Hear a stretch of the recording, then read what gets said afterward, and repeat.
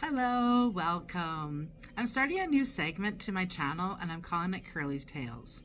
And the reason for this, I have some pretty unique stories about this life of mine.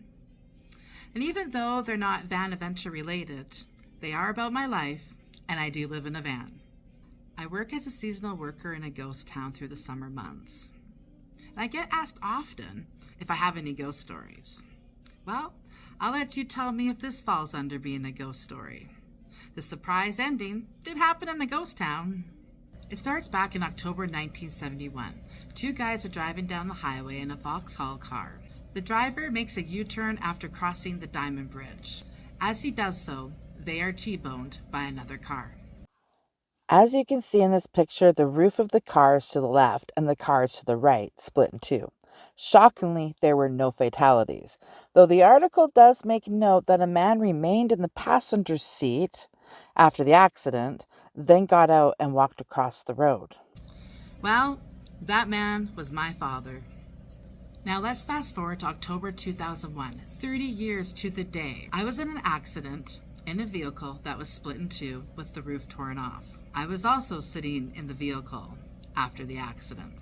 Then I got out and walked around. Are you getting goosebumps yet? Another source of income for me is massage. I'm a bodywork therapist and energy worker. This gent comes to Sandon a few times a year to volunteer his time working on the maintenance and restoration projects. And amazing what he does at 78 years old. The last time around, he asked if I could give him a massage because his shoulder was hurting. So we did the one, and then we booked for a second one a week later. Because I live in a van, I do mobile massage, and I come to you. Pretty hard to do when the other person lives in a camper. So I rent out a space in this old 1900 city hall, which is now a gift shop/museum, to do the odd massage in. This building has some stories to tell too. But back to this one.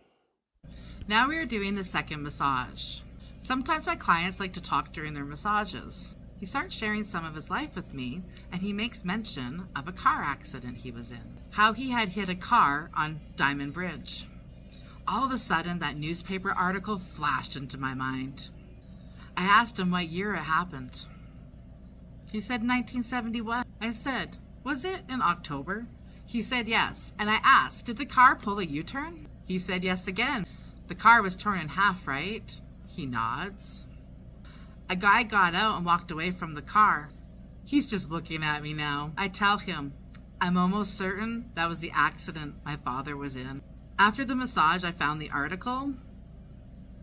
Sure enough, he was the driver in the other vehicle. This accident happened on Vancouver Island over 50 years ago. What are the chances in the middle of the mountains, in the Kootenays, you would find a connection like that? Well, if you live my life, it's more common than not. This gent stated that he hasn't talked about the accident in a long time, and he felt it was weird that he was making mention of it now. Though there is a reason why it happened. And I believe that this gent is the one who's going to guide me and connect me to where I need to be going in this next chapter of my life. He ain't no ordinary man, let's just put it that way. So, could this be a ghost story? There is one person who isn't alive, and that would be my dad. What do you think? Is it a ghost story or not?